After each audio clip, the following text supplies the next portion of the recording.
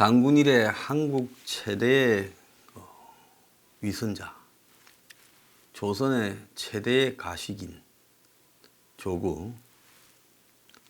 전 저 사람을 볼 때마다 정말로 소시오패스나 사이코패스가 아닌가 하는 그런 생각도 듭니다.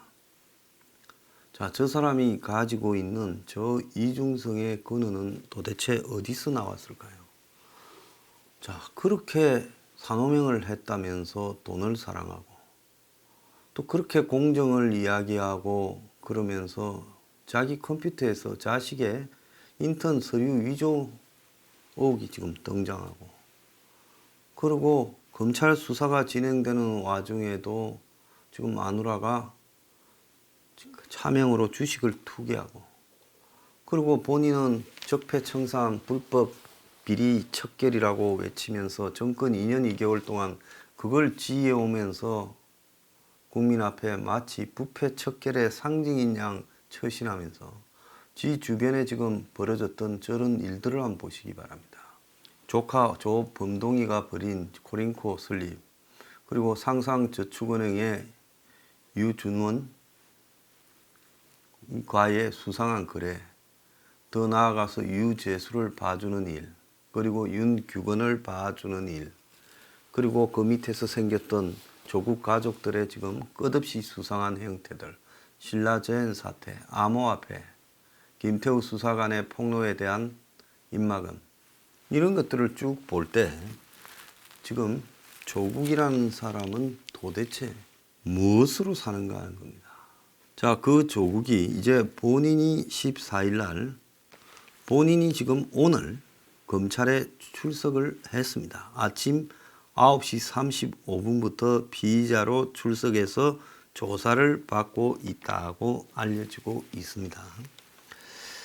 자, 지금 조국이 주식을 좀 싸게 샀다. 저는 이건 조국에게 벌어진 일의 빙산의 일각이고요. 만에 하나 이 정도를 가지고 조국을 건다면 검찰도 타협한 거다. 저는 그렇게 보고 있습니다. 그래서 그 다음에 무슨 딸 조민이가 의전원에서 장학금을 받았다. 그게 부산대 의전원에 그게 뇌물이다. 이 정도로 조국을 조사하면 그건 조국에 대한 예의가 아니라고 생각을 합니다. 거물은 거물에 걸맞는 죄를 걸어야 예의지요. 마피아 두목을 잡아다가 기껏해야 무슨 매춘혐의로 처벌하는 거하고 뭐가 다르겠습니까? 며칠 전에 이제 상상인 저축은행에 대해서 검찰이 압수수색을 했습니다. 이 상상인 저축은행이라는 것은 코링코 설립 때 돈을 갖다가 사실상 떼준 혐의가 나오고 있죠. 그 100억을요. 이 코링코가 소유하고 있다라는 건물, 그거를 갖다가 사실상 질권을 설정한 형태로 해서 중간에 희한하게 또 바지를 끼워서 그래서 100억을 줬습니다. 근데 이것 말고도 더한 일이 있을 수 있고, 또 상상저축은행을 갖다가 압수수색할 때 수많은 폐기된 비닐종이 봉투가 저축은행 주변에 뒹굴었다라고 하는 이야기들도 지금 나왔습니다. 그래서 검찰이 압수수색을 소홀히 한 건지, 아니면 이것도 정보가 새서 압수수색이 나오기 전에 총체적 점거 파기 절차가 진행된 건지 검찰이 따로 좀 확인해 볼 필요가 있다. 이렇게 생각이 듭니다. 자, 그런데 저축은행이 이해가 안 되는 건 상상인 플러스 저축은행에 8월 20일 날 이제 주범들이 도망을 가려고 할 때 WFM 주식이 110만 주가 담보로 제공되었는데 당시 주가로는 39억이고 한 30% 까서 27억 정도의 대출이 되었을 거다. 이렇게 지금 짐작이 되는 상황이었습니다. 그런데 조국 압수수색한 다음 날 상상인이 가지고 있던 주식 중에 63만 5천 주를 이렇게 매각을 했습니다. 자, 그래서 이런 것들을 보면 상상은 코링코하고의 특수관계에 있다. 코링코가 WFM을 갖다가 인수할 때는 돈을 대주고, 또 더 나아가서 코링코가 지금 조국 때문에 뭐가 문제가 생겨서 주범들이 도망가야 돼서 좀 현금화할 필요가 있다. 현금이 필요하니까 주식을 잡고 바로 돈을 빌려주고, 그러고는 곧바로 압수수색이 있고 나니까 나중에 그 주식에 대해서 뭔가 들어올 거라 생각했는지 적극적으로 매각해버리는 이런 지금 일까지 벌어졌습니다. 그래서 겉으로는 금융당국, 금감원 같은 데서 고발한 사건이다라고 이야기를 하고 있지만은 검찰의 압수수색이, 저는 상상저축은행의 압수수색이 단순히 그런 차원은 넘어서 있다고 보고 있습니다. 유준헌과 조국 간의 관계를 갖다가 캐고 있겠죠. 자, 그래서 이 유준헌과 조국 간의 관계는 실제로 우리가 아는 것보다 훨씬 깊을 수가 있다라고 보고 있습니다. 자, 윤규건이 정상훈이나 크라제버거 민을 이렇게 잘 알고, 또 이들이 또 유준헌을 알고, 이러면서 이런 관계를 통해서 일찌감치 조국에게 이 유준헌이 소개되고, 그래서 유준헌이 최대 현안이 골든 브릿지 정권을 인수하는 건데, 자, 이 골든 브릿지 정권 이야기가 나왔으니까 여기에 처음에 사장이라고 했던 이 상원이가 화산 이시라에서 베트남 혈통이다 하면서 골든 브릿지는 베트남에 특화됐던 이런 정권사 이런 부분으로 각광을 한때 받았습니다. 그런데 당시 노무현 정권이 또 베트남과 관련되어서 말이 많았지요. 온갖 구설수에 올랐지요. 베트남 총리가 임기 끝나기 전에 왔을 때 특별히 잘 부탁한다고 노무현이 뭔 이야기를 한 것도 있습니다. 이후에 노무현 아들이 박연차 등과 더불어 베트남에 떠나들었던 적도 있었어요. 그래서 노 정권의 또 행정관이나 거기 참모들이 그 정권회사에 가까이 했다 이야기도 있었습니다. 그러니까 그런 골든 브릿지 정권, 특히 또 노조가 보수 정권 때 굉장히 데모를 하고 난리를 쳤어요. 자, 그러다가 요즘은 또 노조가 또 온화를 보호한다고 여기에 관련되는 여러 의혹들을 또 이렇게 좀 방어하는 모양도 보입니다. 근데 이런 과거 좌파 정권과 관계가 깊었던 골든 브릿지 정권을 유준헌이가 인수한다 했는데, 문제는 금융당국의 허가가 안 떨어졌다는 겁니다. 그리고 검찰이 또 조사 중이다. 주가 조작으로. 그러니까 유준헌이는 주가 조작으로 조사 중이다라는 혐의를 빨리 벗고, 또 금융당국이 유준헌이가 뭐 사채 시장에 있었던 주가 조작을 했던 관계없이 깔끔하다 하는 확인서를 떼줄 필요가 있었고, 또 그걸 바탕으로 해서 금감원, 정권선물위원회, 금융위원회 같은 금융당국들이 유준헌이가 정권사 대표가 되는 것을 승인해 줬습니다. 자, 은행의 대표는 정권이 사실상 임명하지요. 그럼 정권사 대표는 어떻습니까? 민간이 갈 수 있는 금융기관의 가장 고위직인 자리인 겁니다. 그래도 되고 싶어도 될 수가 없어요. 승인을 못 받으면. 일반 회사 사장은 지 돈이 있으면 지가 설립해서 나 사장, 나 회장 할 수 있지만 금융기관은 그럴 수 없다는 겁니다. 그런데 유준헌이가 그게 됐어요. 자, 그럼 유준헌 문제와 또 유재수라는 사람이 지금 등장한 문제에서도 이게 가볍지 않은 부분이 있지요. 오늘 아침에 보면 유재수가 출국 정지가 되었습니다. 검찰이 어제 출국 정지 사실을 확인해 주었습니다. 최근에 금융위원회 유재수가 근무하던 금융위원회 관계자들, 즉 유재수 밑에 있던 사람들이 유재수의 지시를 받고 펀드사와 장투사 등의 편의를 봐줬다고 진술을 했습니다. 자, 그래서 잘못하면 유재수 사건으로 금융위원회 전체가 검찰 수사 대상이 될 수 있을까봐 지금 금융위원회가 유재수 부분에 대한 내용을 검찰한테 지금 인정할 거 인정해 주고 있다는 거예요. 그래서 유재수가 업체들의 편의를 봐준 게 부하들 입에서 다 확인이 됐고 금품 수수를 했다는 것까지 확인을 했고 그래서 이제 혐의자로서 유재수를 출국 정지를 시킬 수 있게 됐죠.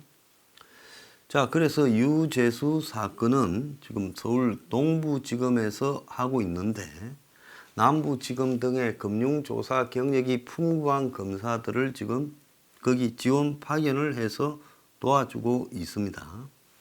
현재까지 나온 유재수가 딜을 봐준 기업이 10곳이라는데 앞으로 가다 보면 이게 10곳만 되겠습니까? 자, 그래서 결국은 유재수 수사는 청와대 우선으로 향할 수밖에 없다라는 이야기가 지금 나오고 있습니다. 현재까지 이제 압수수색 대상이 되었던 회사는 벤처 투자업체 A사, 인천 소재 전자부품회사 B사, 서울 강남에 위치한 대보건설, 그 다음에 신용정보업체 C사, 사모펀드 운용사 D사, 그리고 뭐 한강 에셋인가 또 뭐 있죠.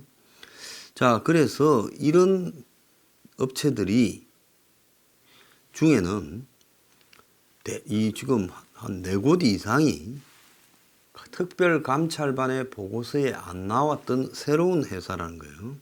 그래서 검찰이 애초에 청와대 감찰반들이 유재수가 이 사람들한테 이런 걸 받아서 뭐 먹은 정황이 있습니다라고 했던 것 외에 새로운 정황들을 많이 지금 확보했다. 지금 이런 이야기가 나오고 있습니다.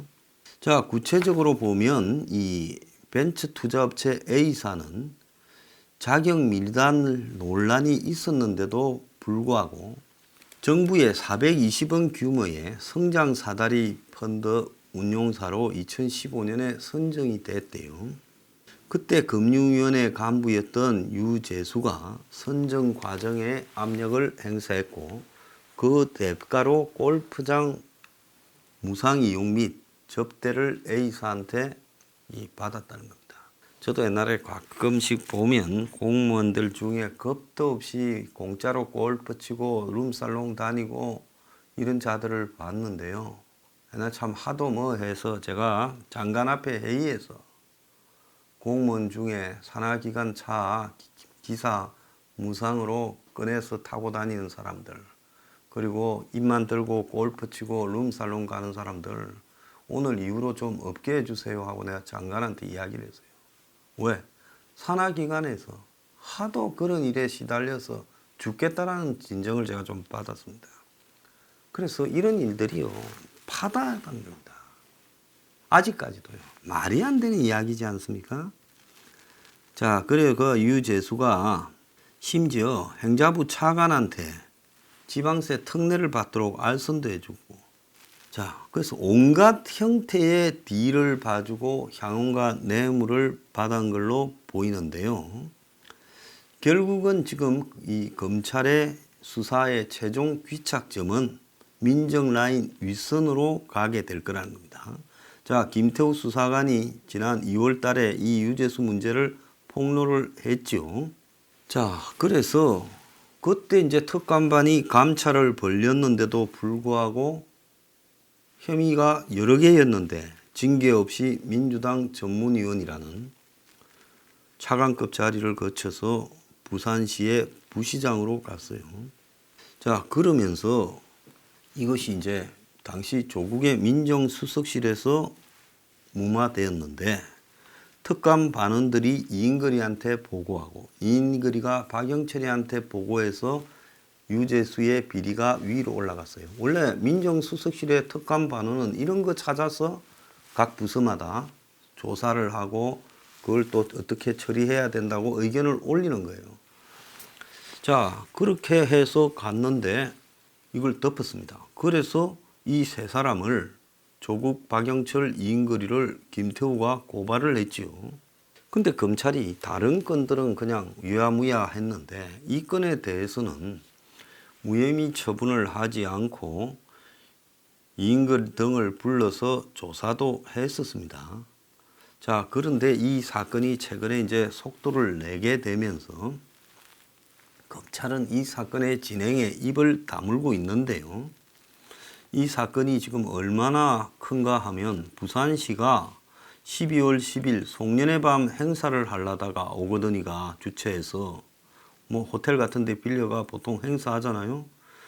그런데 유재수 문제가 생기고 난 이후에 지금 부산시도 심각한 상황에 빠져서 지금 그 행사, 송년회 밤 행사까지 취소했다고 합니다. 수가 부산에서 주로 했던 게 블록체인 특구 사업이었대요. 블록체인이 뭡니까? 암호화폐를 만드는 기술. 그걸 부산에 특구로 하려했다. 그러니까 유재수가 지금 암호화폐의 거래소나 이런 거하고도 지금 무슨 관계가 있는가도 좀 봐야 될 거라고 보고 있고요. 자, 그리고 이제 신라젠 이야기를 안 할 수가 없는데, 검찰은 신라젠의 상장 과정과 기술 특례 상장이 됐잖아요. 그것도 또 탄핵 무렵이었습니다. 누가 신라젠을 기술 특례 상장되도록 이 상장에 관해서 관계하는 정부 기관, 뭐 정권거래소, 한국거래소 같은 데부터 시작해서 상장이 쉽지가 않지 않습니까? 여러 요건을 갖춰야 되고, 그런데 일반 상장으로는 도저히 저 신라젠 상황에서는 상장이 불가능한 것을 기술 특례 상장이라고 시켜줬습니다. 근데 결국 그 다음에 기술은 물이라고 돼버렸어요. 그러면 그 기술 특례 상장하는데 앞장선 공무원이 있었을 거예요. 그때 탄핵의 와중에 국가기구가 거의 마비됐는데도 누가 이걸 총대 메고 해줬느냐.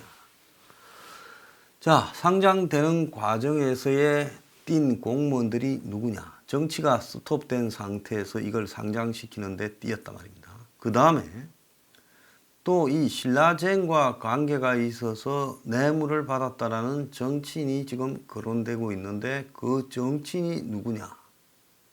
이 부분요. 그럼 그 정치인은 왜 뇌물을 받았겠습니까? 신라젠 주식이 만약에 그 10조까지 뛰는 과정에서 어떤 형태로든 주변을 잘 정리해 주었으니까 그런 것이 있지 않았겠어요?